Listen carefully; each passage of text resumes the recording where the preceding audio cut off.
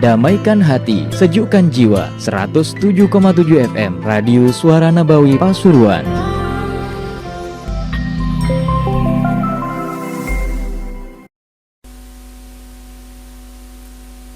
Tahan ta'lim wa ta'allum wal ifada wal istifada wan nafal intifa'. Ila arwah walidina wa walidikum wa atina wa atikum wa awatil muslimin ma'in. Khususan ila arwah Muhammad bin Abdullah al-Haddar wa usuli wa furu'ih. Wa ila arwah hawliya wa uslaha ahli baldah wa man amara hadha al-masjid wa hadar hadha al-majlis wa sa'ada fi imrati hadha al-masjid هذا المعهد سائب ويحقن وتغشر المغفرة وبركاتهم وأسرارهم وورهم وإلى حضرة النبي محمد صلى الله عليه وسلم. الفاتحة.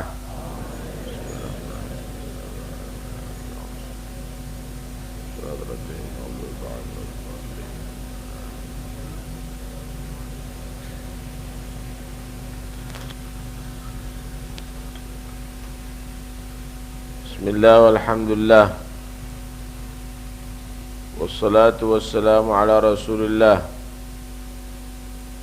Sayyidina Maulana Muhammad bin Abdullah wa ala alihi wa sahbihi man walah wa la hawla wa la quwwata illa billah.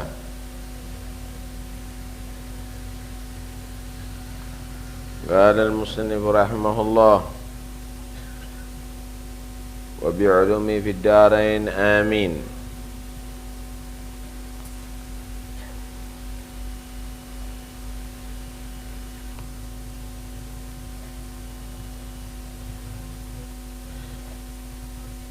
Qala Rasulullah sallallahu alaihi wasallam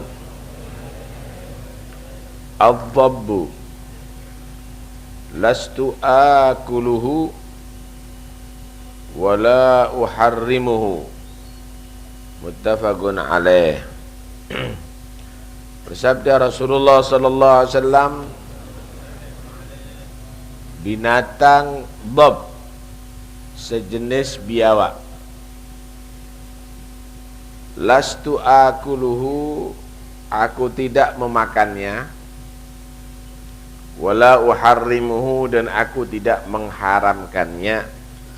Hadis riwayat Bukhari Muslim. Ad-dhab ini satu jenis binatang, tapi bukan biawak sebenarnya. Modelnya seperti biawak. Apa biawak itu? Nyambe. Modelnya seperti nyambe, tapi bukan nyambe. Karena sifatnya biawak ad-dhab ini umurnya 700 sanah, 700 tahun.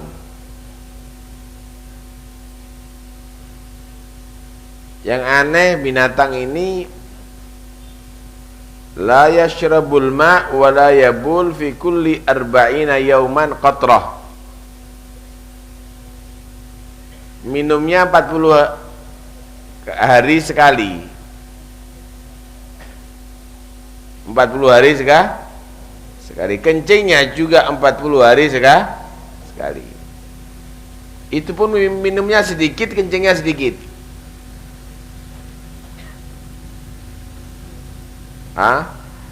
Karena itu kalau diartikan itu nyambi, ad-dhab itu ya bukan itu. Di mana mbo dolano dhewe.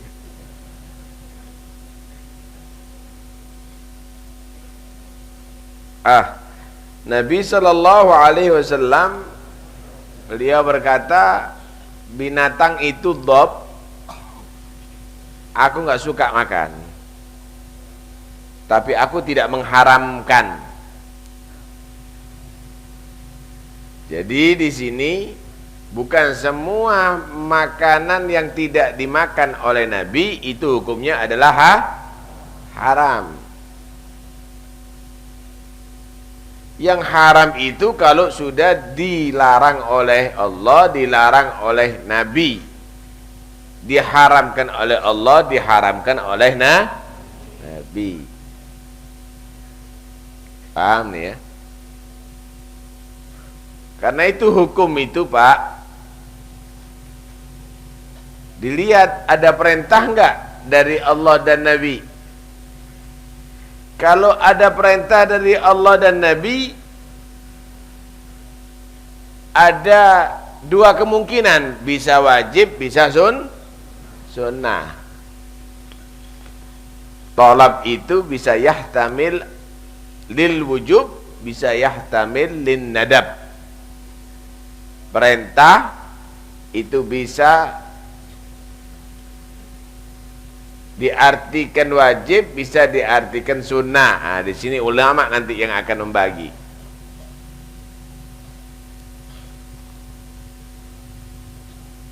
Tapi kadang-kadang ada perintah di dalam Al-Quran atau perintah dalam hadis itu lil jawaz, untuk mubah. Contoh. Kulu washrabu min rizqillah, makan dan minum dari rezeki Allah. Apa hukumnya makan minum? Wajib? Enggak. Berarti hukumnya mubah. Hah? Hukumnya mubah. Wa idza qudiyatis salatu fantashiru fil ardi wabtaghu min fadlillah. Kalau udah selesai salat Jumat, boleh kamu menebar di bumi mencari rezeki Allah. Apakah wajib kerja setelah salat Jumat? Enggak. Karena itu, jangan semua perintah tadi itu diartikan wajib. Bisa berarti sunnah, kadang-kadang juga berarti jawaz. Artinya boleh. Kalau ada larangan dari Allah dan larangan daripada Rasul, itu bisa berarti haram, bisa nahyun lit tahrim, bisa nahyun lil karaha, bisa berarti larangan untuk makruh. Paham nih ya?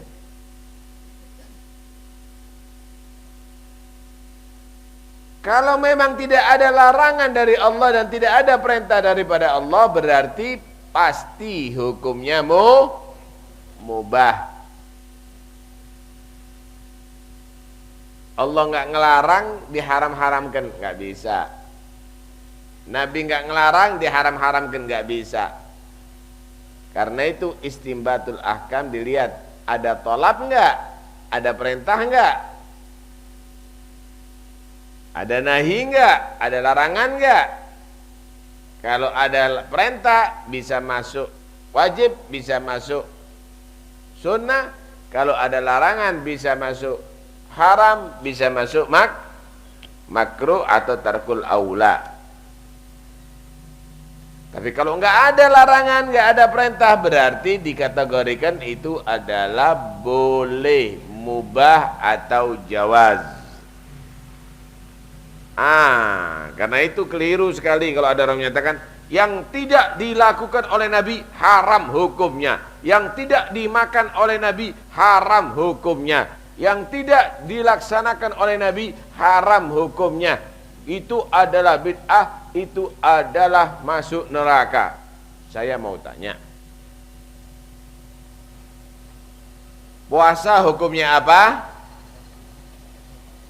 Bisa wajib, bisa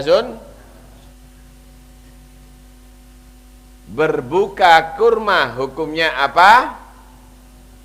Sunnah. Kenapa? Karena ada perintah dari Nabi, Nabi makan kurma ketika berbuka puasa. Saya mau tanya, kalau ada orang berbuka puasa makan juwet, haram atau halal? Halal, enggak sunnah tapi halal.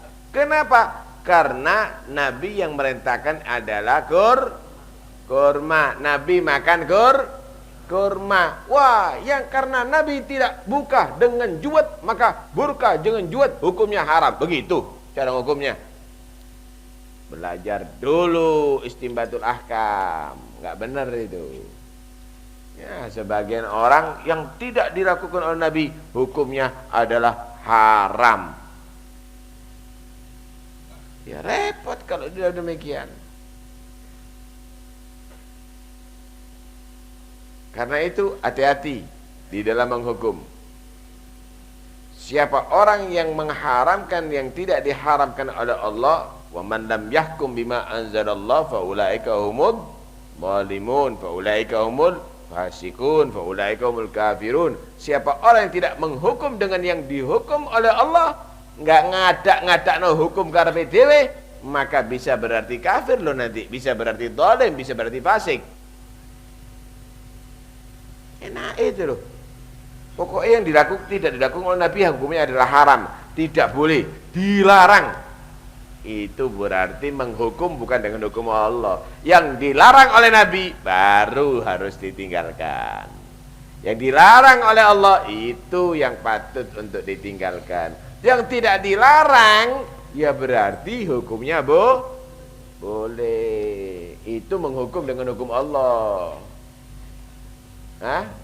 Yang ngada-ngada hukum itu justru orang-orang yang di luar ahli sunnah wal jamaah itu gaya hukum karena BTW ya. Asal usulnya untuk masalah dob, binatang dob ini sejenis biawak tapi itu biawak. Asal usulnya Nabi itu khawatir gitu. Karena di antara umat Bani Israel itu ada yang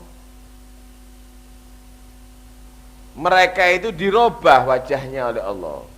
Bentuknya dirubah, ada yang jadi khinzir, babi, ada yang jadi gurut, kera. Dimasakh kalau bahasa Arabnya, dimasakh. Jadi mereka tadi itu menungso berubah jadi kera.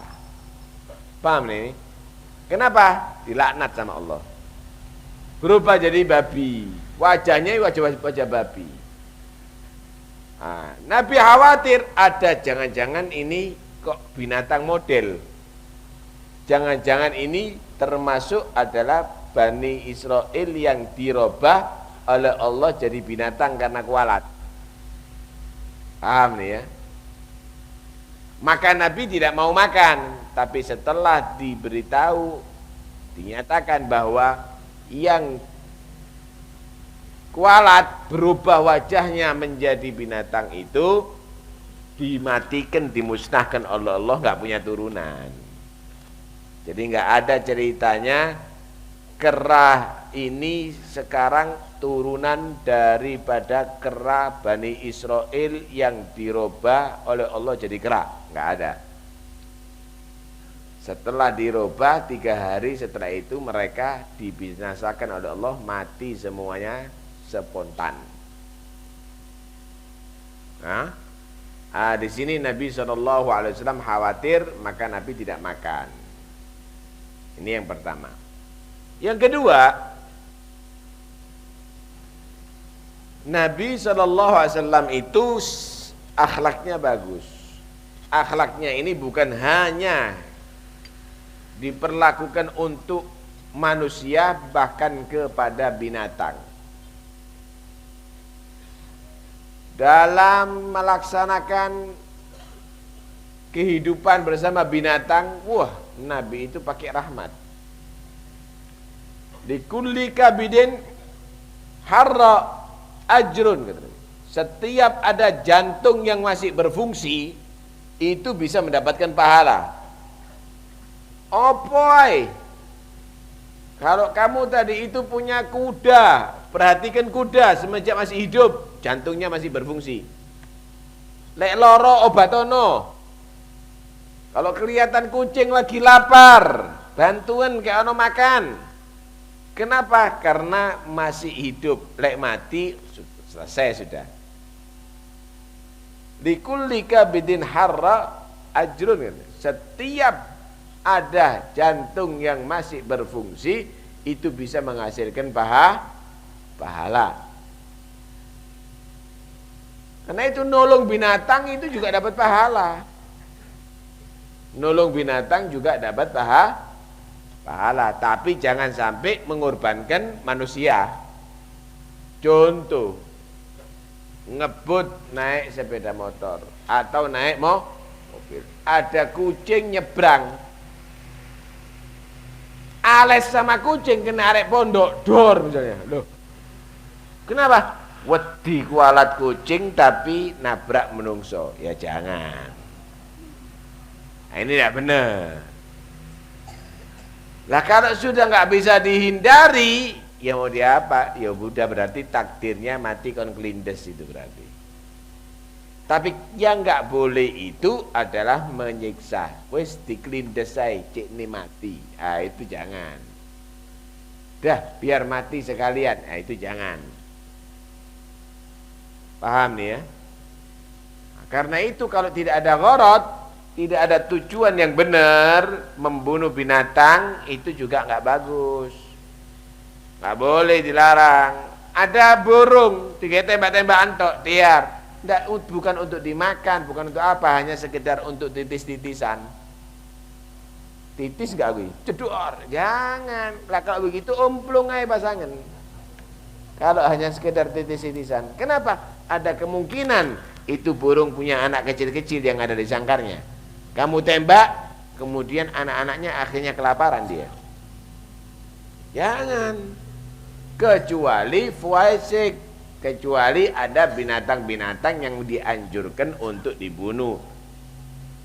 Apa? Yang memang binatang itu adalah binatang yang merugikan, nggak ada keuntungannya sama sekali. Contohnya nyamuk, lalat ya, tikus, ular. Buat apa kamu tadi itu miara nyamuk? Wah, seakan sedekah, aku sedekah getih misalnya. Kalau seakan bukan kepada nyamuknya, kasihan kepada manusia yang digigitinya nyamuk. Kenapa? Nyamuk nggak memberikan manfaat, artinya bisa menjadi sebabnya penyakit. Paham nih ya? Nah, hal-hal yang demikian. Sekarang bagaimana kita kok disuruh untuk menyembelih binatang? Nah, menyembelih itu adalah satu sikap rahmat.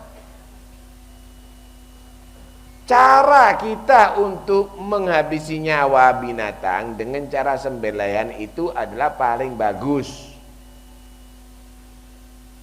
daripada disetrum, daripada dimasukkan air panas, daripada ditombak. Paham nih ya? Dalam penyembelihan pun kita diajari wa idza dzabhtum fa ahsinud dzibha wa huddus syafra. Kalau sudah kamu itu mau menyembelih binatang, yang bagus sikapnya, jangan dibantang-banting. Kemudian yang tajam pisaunya, bukan sakit. Ah begini, dengarkan baik-baik. Di tubuh manusia, binatang, makhluk hidup ini itu terjadi jaringan saraf yang bermiliat-miliat. Di tangan ada sarafnya. Kalau tangannya kamu tadi itu kena yang panas, itu karena saraf gincat. Kalau kena yang tajam terasa perih, itu karena saraf. Ini di seluruh tubuh ini saraf semuanya, di jantung, ada di ginjal, ada di mana-mana itu saraf. Pusatnya saraf itu ada di otak. Pusatnya saraf ada di berarti semua di tubuh kita saraf ini hubungannya ke otak. Otak itu lewat mana? Leher. Dari tubuh ini ke otak lewat leher. Paham ya? Ketika disembelih itu binatang, disembelih, berarti hubungan saraf ke seluruh tubuh dengan otak pusatnya saraf putus. Paham ya? Hubungan saraf ke seluruh tubuh dengan otak pusatnya saraf putus. Ketika sudah putus, selesai sudah. Artinya wis tak terasa kabeh. Habis sudah. Memang sakit, tapi sakitnya pertama ketika disembelih tadi itu. Tapi kalau dengan yang tajam, cepat sakitnya. Setelah itu habis. Lah kok itu kejang? Kejangnya tadi itu adalah refleksnya saja sudah. Paham nih ya? Kejamnya refleks saja. Setelah itu putus semuanya sudah. Antara pusat saraf otak dengan seluruh anggota badan sarafnya ini sudah putus. Itu paling rahmat, paling bagus. Paling bagus. Jadi sebenarnya Islam itu menegakkan satu sikap kasih sayang walaupun kepada binatang yang disembelih. Kembali kepada dhab. Binatang ini binatang yang aneh, karena itu Nabi tidak mau makan. Tapi Nabi tidak mengharamkan. Jadi Nabi nggak mau makan itu, sahabat yang makan waktu itu. Di sini menyatakan bahwa dhab itu adalah hukumnya halal. Nabi itu akhlaknya luar biasa memang. Dibilang ma'aban Nabi sallallahu alaihi wasallam ta'aman qad inishtahahu akalah wa illam yashtahi tarakah. Nabi itu belum pernah mencela makanan sedikit pun. Ya kalau Nabi selera dimakan, kalau nggak selera ya nggak makan. Gitu aja.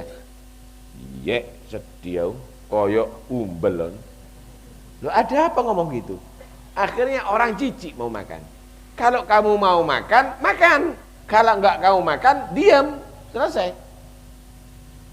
Nggak usah kamu menjijik-jijikkan gitu. Akhirnya orang tadi itu menghindar dari makanan tadi itu. Mubadir jadinya. Paham nih ya? Yang kedua, memang Nabi tidak keluar daripada lisannya kecuali yang manfaat. Nggak pernah mencela apapun. Luar biasa sallallahu alaihi wasallam. Pernah Nabi SAW dalam keadaan lapar, masuk ke rumah salah satu istrinya, tanya, ada rezeki enggak di rumah ini? Ada roti ya Rasul? Enggak ada kuahnya? Enggak ada, yang ada cuma acar, cuka. Nikmal idam al-khol, paling enak memang kuah itu cuka. Ini bukan berarti orang tadi itu makan cuka itu cukup, enggak. Cuma karena itulah akhlaknya Rasulullah. Enggak pernah Nabi itu mencela makanan. Cuka, mosok mangan cuka. Gendeng kalau ye sediau. Ya, bukan, enggak pernah begitu Nabi. Enggak pernah mencela apapun Rasulullah sallallahu alaihi wasallam. Akhlaknya walaupun kepada benda padat Nabi itu pakai akhlak, walaupun kepada makanan juga pakai akhlak sallallahu alaihi wa alihi wasallam, menghargai. Nah, karena itu kita ini kalau makan ya harus hati-hati. Ojo makanan-makanan yang nyonyo. Ini padahal ini dibawa oleh sahabat. Malah ada riwayat masywi, udah dibakar. Nabi lihat, enggak makan ini anak. Enggak mengharamkan tapi enggak mau makan ini. Kenapa? Karena enggak biasa makan itu. Nah, kita seharusnya juga begitu, Pak. Jangan pakai dalil-dalil kemudian kita enggak hati-hati kalau makan. Delok ndime, kalau kita mau marung misalnya, lihatan dulu. Lu sing warung, sing dodol warung orang kafir kok melbu menikmati di situ. Kantean warung dah itu. Warungnya umat Islam ada. Jangan karena lihat gedungnya yang bersih, tapi belum tentu masakannya bersih. Jangan-jangan habis goreng babi, goreng pitik sing kon pangan. Jangan-jangan campurannya nanti tidak benar. Karena itu jadi orang Islam jangan nyonyo. Pilih-pilih makanan itu yang benar-benar 100% halal. Cari restoran, cari tempat makan milik orang Islam yang soleh lagi, begitu seharusnya. Yang nggak soleh jangan. Lihat Nabi SAW bersabda, la ta'kul illa ta'ama taqi, wa la ya'kul ta'amaka illa taqi. Jangan mau makan kecuali makanan orang yang bertakwa, dan jangan memberi makan makanan kamu kecuali juga orang yang takwa. Kenapa? Orang takwa kalau kamu beri makan, itu berarti nambahi dia semangat takwa, menjadi orang lebih banyak ibadah kepada Allah. Makanan orang yang takwa itu karena dia hati-hati kerjanya, rezekinya halal, cara masaknya halal, berarti insya Allah yang kamu makan adalah halal. Orang kafir bukan muslim buka restoran, melebung Islam, buka mana di gunung. Jangan cari makanan orang Islam, Pak ya. Produk juga begitu. Roti buatan orang Islam makan, buatan orang yang bukan Islam ojo. Kenapa? Karena mereka itu tidak ngerti halal dan haram. Tidak mengerti halal dan lihatan itu. Apalagi ada di sini tabel halal itu kadang-kadang enggak kurang akurat begitu. Nih sekarang ketemu coklat, ada coklat Mars. Itu produk Amerika. Tahu bahannya diantaranya plastik. Nggak salah, banyak yang kena kanker. Nah itu belum ditarik, ada di market itu masih ada itu. Karena itu hati-hati. Kalau ada produk Mars wis tinggal nawis, yang coklat itu plastik, sampai kayak plastik, anak sampai dikasih plastik. Karena itu hati-hati. Udahlah, lebih hati-hati, makan itu dijaga. Paham ya? Jangan asal kamu makan, jangan kamu asal minum. Kalau bukan produknya umat Islam, khawatir tidak halal nantinya. Walaupun kita tidak bisa menentukan itu adalah haram. Kecap juga begitu, produknya orang Islam yang dibeli. Kopi, produknya orang Islam yang dibeli. Air kemasan, produknya orang Islam yang dibeli, begitu. Cari yang produknya umat Islam. Itu pun cari orang Islam yang paling soleh, begitu.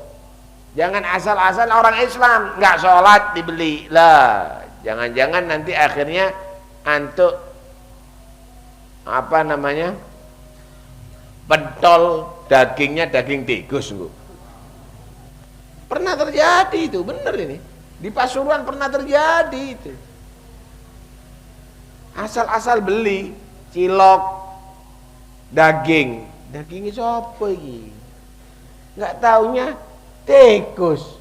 Masya Allah, nggak salah tukaran terus wong ini, kayak kucing tadi.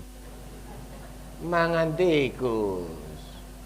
Karena itu hati-hati. Produk-produk ini kadang-kadang ngawur ya, kadang-kadang Taib. Berbicara masalah dhab. Wadhabbu wal ghazalah yashhadani birrisalah. Binatang dhab ini sejenis biawak itu pernah menyaksikan tentang kenabian Nabi Muhammad. Satu saat ada seorang A'rabi. Orang A'rabi itu orang pedesaan atau orang yang hidup jauh tempatnya daripada ulama. biasa kasar-kasar gitu. Tapi polos. Cuma kalau jadi munafik, kuat kemunafikannya. Al-a'rabu asyaddu kufran wa nifaqah. Kalau jadi kafir, wah, kuat kekafirannya. Tapi banyak yang polos orangnya. Waktu dia tadi itu masuk ke kota Madinah, kok dia tadi itu mendapatkan binatang dob ini, hasil buruan. Ikat kakinya. Kan panjang seperti kadal gede gitu kan ya. Sejenis nyambi, tapi bukan nyambi yang ada sekarang ini ya. Kalau dicantolkan ada di pundaknya gini seperti serban ini. Masuk kota Madinah, kelihatan ada orang berkerumun gitu, nggak taunya pengajiannya Rasulullah. Tanya dia, ini apa ini? Orang-orang berkerumun apa ini? Ada apa ini? Oh, mereka lagi mendengarkan ceramah fatwanya seorang nabi. Nabi, ada nabi di sini. Mana nabi? Itu. Mana nabinya? Langsung. Mana yang namanya nabi? Mana? Nabinya mana? Jadi di belakang datang. Antalah ditas'umu anaka nabi. Langsung. Jumpa orang ini. Kamu ya yang ngomong nabi? Kamu yang ngaku nabi ya? Enggak ngaku, memang nabi beneran katanya. Ini binatangnya yang dikalungkan ini, yang dicantolkan ada di pundak ini, ditaruh di bawah. Wallahi la syahadu annaka nabi hatta yashhadu dhab annaka nabi. Demi Allah, saya enggak akan mengakui, menyaksikan kamu nabi sampai binatang dhab ini, binatang ini mengatakan kamu adalah seorang nabi. Ini langsung ditembak nih sama Arabi. Ini sahabat semuanya menyaksikan nih. Maka si Nabi berkata, kalau ini binatang menyaksikan gimana? Baru anak percaya kamu Nabi. Masya Allah. Mohon kepada Allah Rasulullah, dipegang kepalanya ini, Dob, sejenis biawak ini. Ya Dob, man rabbuk. Dob, siapa Tuhan kamu? Ngomong deh, bahasa Arab lagi. Ngomong. Rabbi Allah alladhi fis samai mulkuh wa fil ardi sultanuh wa fil bahri burhanuh wa fil barri ayatuh wa fil jannati na'imuh wa fil nari iqabuh. Tuhanku Allah yang tanda-tanda kebesarannya di langit, yang tanda-tanda jelasnya ada di bumi. Tuhanku Allah yang kekuasaannya ada di langit, tanda kebesarannya di bumi dan ada di lautan. Kenikmatan yang abadinya ada di surga. Adab yang menyakitkannya itu ada di neraka. Kaget sahabat. Loh. Kaget orang-orang yang ada di situ. Pegang lagi sama Nabi. Ya Dhab man ana. Dhab, siapa aku? Anta Rasulullah wa khatamul anbiya. Aflaha wa faza man saddaqaka wa amana bik, khaba wa halaka man kadzdzabaka wa kafara bik. Engkau adalah Rasulullah, engkau adalah penutup para nabi. Menjadi beruntung, menjadi berbahagia orang yang mempercayai kamu dan mengimani kamu. Menjadi sia-sia dan celaka orang yang mendustakan kamu dan yang mengkufuri kamu.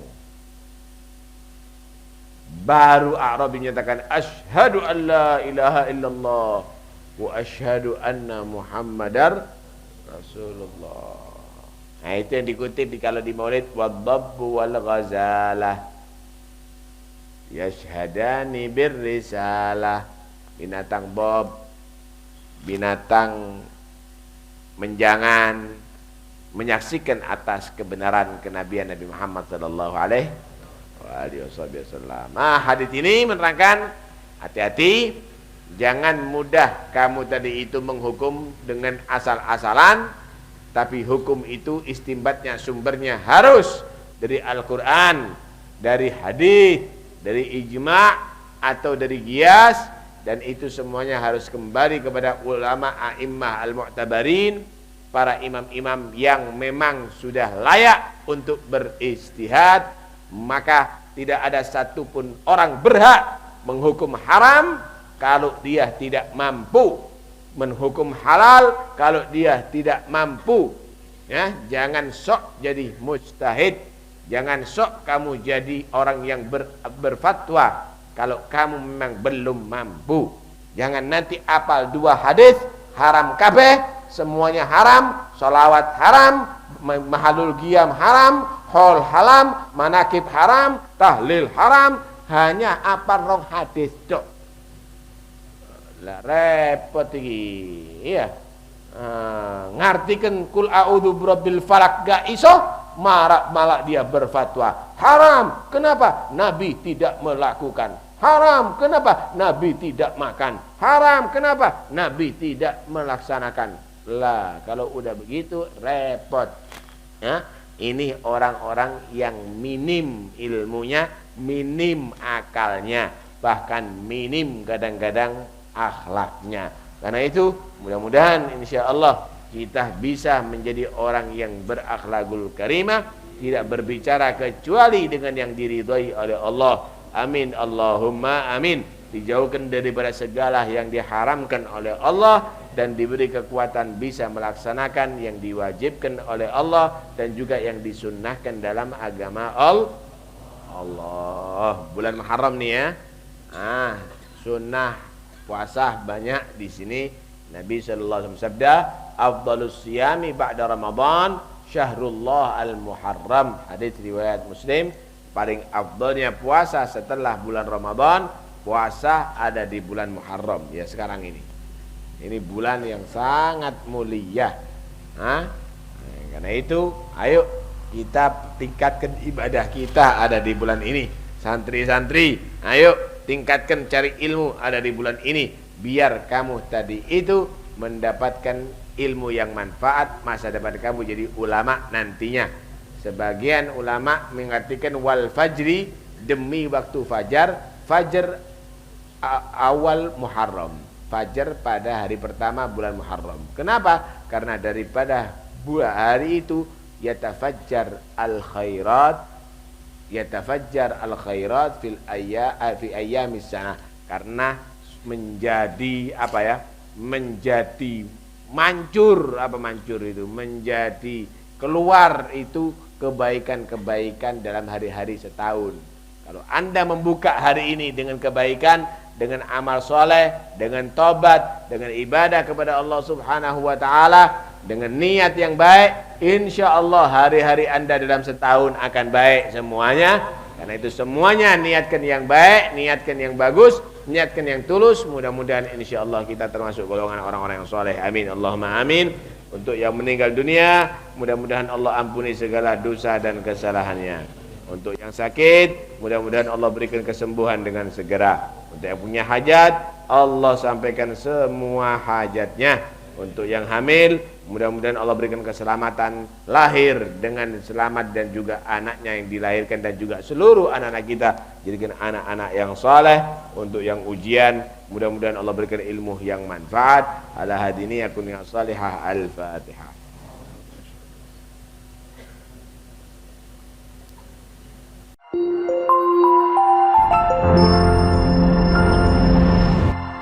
Damaikan hati, sejukkan jiwa. 107,7 FM Radio Suara Nabawi Pasuruan.